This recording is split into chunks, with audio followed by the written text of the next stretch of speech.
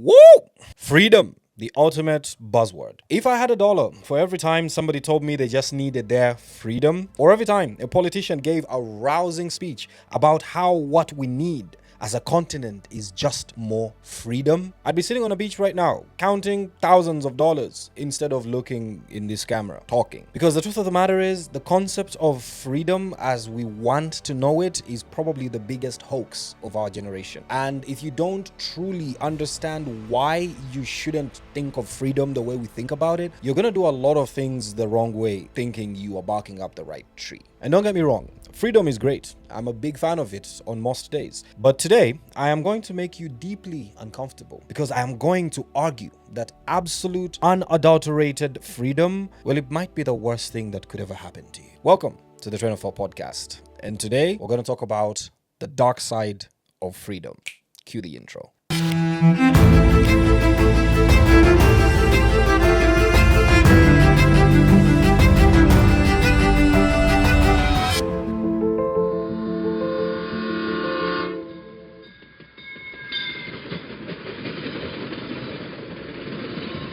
But look, if you haven't yet subscribed to this channel, then what's the point of the freedom that you have to open YouTube? It is the free thing to do. So I request you to like, subscribe, share, comment, tell me what you think about the episode, tell me what other stuff I should talk about, and hang around. I am pretty sure you're going to find a lot of value in what I talk about. Let's keep it going. Now, we're going to do something that is incredibly boring, but necessary. We're going to look at the dictionary because you see, if you cannot understand the etymology of certain words, they're easy to be used against you. If you don't understand what certain words mean, well, they can be used for anything in any way. So, Merriam-Webster defines freedom as the quality or state of being free. That is a brilliant definition. Truly groundbreaking stuff. I completely understand what being free is now. At least I think I do. But thankfully, the dictionary keeps going and breaks it down into 3 branches. That is where I want you to pay attention. 1, the absence of necessity, coercion, or constraint in choice or action. 2, liberation from slavery or restraint. 3, the state of being exempt or released from something onerous. You might be wondering why I'm reading out definitions like a high school teacher. It's because we love to throw words around without examining their true origin or how they actually play out in the real world. You know, one tricky thing about words that I've realized over the years is that they can be used to set or destroy moods, or even situations, or even to frame certain pictures. Let me give you an example. Let us use the word theft. A thief, someone that steals or takes things that, don't belong to them. You can reword what thief is and call it involuntary executioner of item handover. Still a thief, but you have reworded it to make it sound sexier. If you go on LinkedIn, I'm pretty sure you're used to that concept. Words get abused all the time. And that is why it's important for us to, first of all, understand certain definitions before we use them. But also, there's another thing about words that many people skip. Words stop meaning what they intended to mean once they are used in a different context. And everybody agrees that that's the context. For example, the word literally means literally, the actual literal translation of something, the actual action of something. I am speaking on a microphone. I am literally speaking on a microphone. However, in recent times, the word literally has been used to mean figuratively. And now nobody is using literally. Everyone is using it figuratively. I literally died when I saw her. Well, how are you telling me the story then? You should be dead. But the word literally no longer means literally. I'm waiting for the dictionaries to update that because it no longer carries its original meaning. And so many other words. Think of the phrase, it begs the question. It used to mean something entirely different. That one, I want to leave it to you as homework. But now, whenever someone is trying to explain something or they're trying to dissect something, they say, which begs the question? If X is equals to Y, why is Y equals to B? And you're like, that's not what begging the question means. But it doesn't matter anymore. People have taken a meaning with it and they are running with it. The same thing, by the way, happens to nomenclature, nouns, definitions. Feminism used to mean the struggle for the equality of sexes, both men and women. Today, a lot of it in practice has turned from what it stood for to basically hating men, making sure men are below. But that really was never what it meant. Misogyny now means disagreeing with women, but that's not what it meant.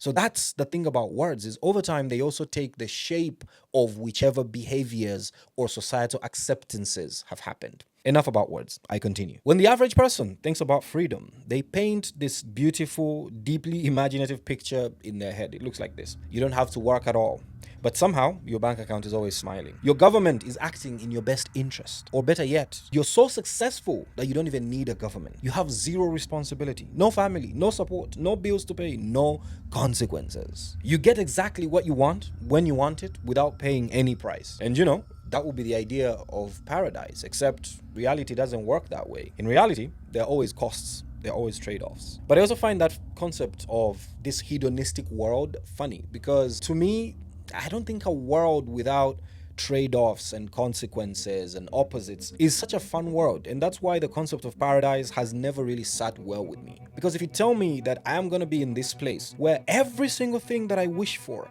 comes to me exactly how I wish for it, when I wish for it, and it lasts for as long, and I'm still enjoying it over and over again, it is going to become boring. It doesn't matter how great something is. If it is given to you in abundance without struggle, it actually becomes extremely boring. There's actually a dark side to that freedom. Let's talk about the island. The reason why a lot of these billionaires do things on those islands is because they have too much freedom. They're bored. Because if you have all the money in the world, you're going to date all the women of your dreams. You're going to drive all the cars of your dreams, all the private jets, all the yachts. You're going to have the power to snap your finger and someone's life is either changed or destroyed forever. When you reach that level, you are now bored. They now start looking for challenges. Can I buy an island? Can I buy a country? Can I destroy the population of a nation? Simply because they have too much freedom because of their money and they're bored. And then on the sexual side, they start looking out for the more deviant things. Kids, corpses, young boys, young girls, animals, anything to feel challenge because the freedom is too much. There is such thing as too much freedom because it takes you off of the hedonistic treadmill. But once you get off the hedonistic treadmill, the next step is severe depression because you don't know what to do with yourself. That's why the rich people do those things on the islands. They just have too much freedom. Let's do a quick reality check. Think back when you were a teenager. You thought freedom was getting into university, no parents watching your every move, no curfew. You pined for it. I know I certainly did. I very much hoped I would move out of my father's house. I did it very early. I left at 16 because I wanted that freedom. But what did that freedom actually look like? How free did you feel when you had exams and tests breathing down your neck? When your bank balance couldn't even buy a bottle of Coke, did you still feel free? How about after you graduated and you knew pocket money wasn't coming from anywhere anymore? After all, you are now a full-grown adult. You are now free. Forgetting that freedom is not only freedom to enjoy, you also have freedom to suffer. Because suddenly, freedom didn't look like partying all night without curfew. It looked like landing a high-paying corporate job. So you started grinding, you got the job, and you could live well according to your terms, but there's also a trade-off because your job now determines your life and dictates your choices. You just can't seem to reach the freedom that you've been searching for since you were a teenager. Let's scale this up further. Let's zoom out. Nations and continents. America, the land of the free. Yet, it ranks among the top 5 countries in the world for the highest incarceration rates. That is actually crazy. The total number of people incarcerated in the US is higher than entire country populations. Like there are countries where there are more people in jail in the US than the entire nation's population. The money America spends on prisons are entire GDPs of countries. I don't know who brought up the idea to the American government to make prisons for profit, but oh boy.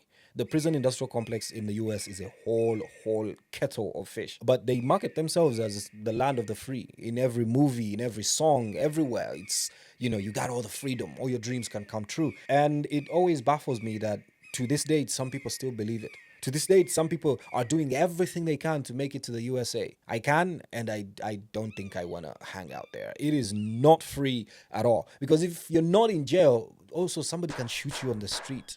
Right? Like there are so many other countries where those concepts don't even exist. There are countries where they have never seen a civilian with a gun. So people are free to have guns all they want in the US.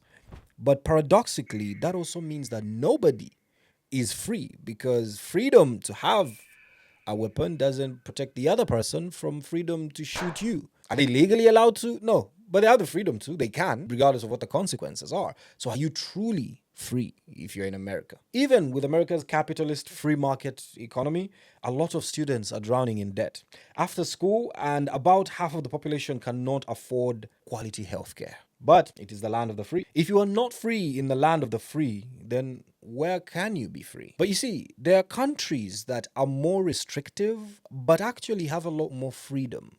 And that calls for us to sort of redefine the definition of freedom. Because freedom in action is not necessarily the absence of restriction, but the presence of peace and quality of life and value and meaning of life despite the constraints. I think that's what freedom may be. Let's see. Nordic countries like Denmark, Finland, Norway, they are more restrictive, but they have happier citizens. They have people with more fulfilled lives. People don't live to work. People don't drown in student debt. People don't go bankrupt just to have a minor injury surgery. They don't. Hell, even Singapore and Saudi Arabia, despite how Saudi Arabia seems to limit freedom for its citizens, they still have much safer environments. Walking on any street in Riyadh is a lot safer than walking on any street in the United States, anywhere. Because nobody's gonna pop out of a mosque in Riyadh and shoot you in the face or rob you, or you're gonna wake up with your car tires taken out.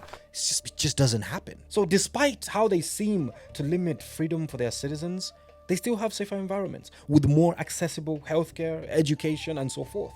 Nordic countries constantly rank as highest for happiness, but they don't promise you unrestricted freedom. Because the concept of unrestricted freedom is key to anarchy. So it makes you start to wonder if freedom in the way that we think of it is all a predictor for happiness, or if community and a joint sense of shared responsibility is what makes the difference. Let's look at countries that were once colonial countries. And most African countries besides Liberia and Ethiopia fall within this category. During the colonial era, the major focus was on independence. Everybody thought that if we just fought for our freedom, everything else will automatically fall into place. Independence for most African countries, it was the final destination. People laid down their lives for the fight for freedom. You know, Nelson Mandela, Kwame Nkrumah, and everybody in between. Even now, we look at the history books and we celebrate the exact moment the colonial flags came down, and we should. But did independence really make us free? 14 African countries are still using the CFA now in 2026. All these are independent countries. Our fathers fought for freedom with the odds stacked against them, only to discover that the day after independence is when the real struggle began.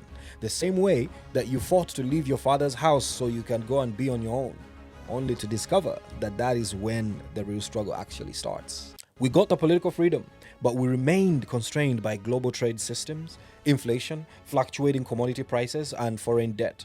Autonomy didn't put food on our tables. Our sovereignty didn't translate to immediate infrastructure. Sitting at the global economic table, it meant trading part of our freedom.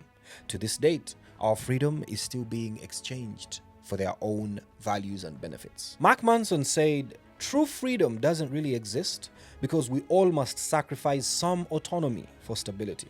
Think about it. If you want the stability of an organized society, roads that work, electricity, safety, you have to give up your autonomy and follow certain rules and pay certain taxes to make that possible. The reason Norwegians have some of the best healthcare in the world for free is because everybody gave up their freedom to not pay taxes. Everybody relinquished that right, and it benefits everyone. The idea of freedom without sacrifice, it's a pipe dream. In fact, if you look back at history, the world's greatest philosophers all had massive arguments about freedom, but they all agreed on one terrifying thing. Freedom does not look like what you expect. The political theorist Friedrich Engels, I don't know. He argued that freedom is the recognition of necessity, meaning you are only truly free when you understand what you must do to survive. Jean-Jacques Rousseau, he wrote, "I have never believed that man's freedom consisted in doing what he wants." And then, my favorite, Sigmund Freud, he dropped a nuclear bomb of truth when he observed that most people do not really want freedom because freedom involves responsibility. And most people are frightened of responsibility. The concept of freedom that you think about, it comes with consequences. It comes with accountability. It comes with responsibility. So many people don't want this. So they skirt around it and they find ways to both get the freedom but also not have the responsibilities. And it almost always comes back to bite them. Freud was entirely right. We want freedom without responsibility, but it doesn't exist. Think about today's obsession with being an entrepreneur or working for yourself. Everyone wants to exit the 9-to-5 corporate loop because they want to be their own boss. I have been my own boss for the largest part of my life, and I can promise you, it is brutal. It is not what people think it is. And the thing about freedom is, it always carries consequences. And there's a very rude saying on Reddit that says the dildo of consequences rarely comes with lube, and it wears a condom made of sandpaper.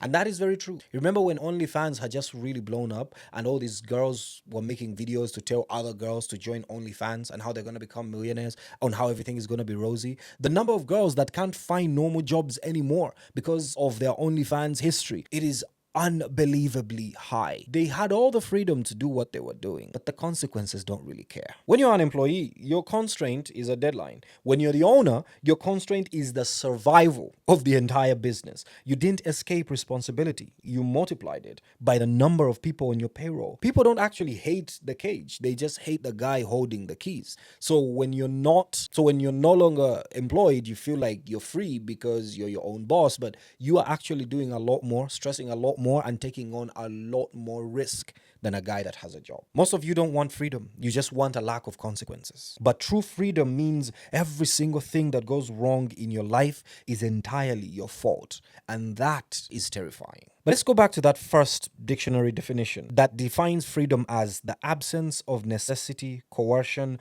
or constraint in choice and action. Does that exist anywhere in reality? Honestly. Like, think about your life right now. Which of your choices have ever been made completely devoid of necessity or constraint? You eat because your body needs fuel. You work because you need shelter. You drive on the correct side of the road because you need to not die. Constraint is what keeps us alive. If everyone on earth could do whatever they wanted, whenever they wanted, with zero consequences, society would collapse in about maybe 4 minutes, 10 minutes if we're lucky. So you need to stop hyper-focusing on the concept of personal freedom because it is a distraction. When you spend your whole life chasing the imaginary state of zero obligations, you completely remove your attention from things that actually matter. Instead of asking, how do I get more free? You should be asking, how do I positively contribute to the world around me? How do I fight for justice and ensure I'm not infringing on the lives of others? How do I shape my thoughts and actions to be fundamentally positive? How do I make the legacy our forerunners fought for something to be proud of? Because the ultimate paradox of human existence is you don't find meaning in having no boundaries. Your current model of freedom, no matter how incomplete it seems, it came because some other people fought for it. You must do the same. You must protect it.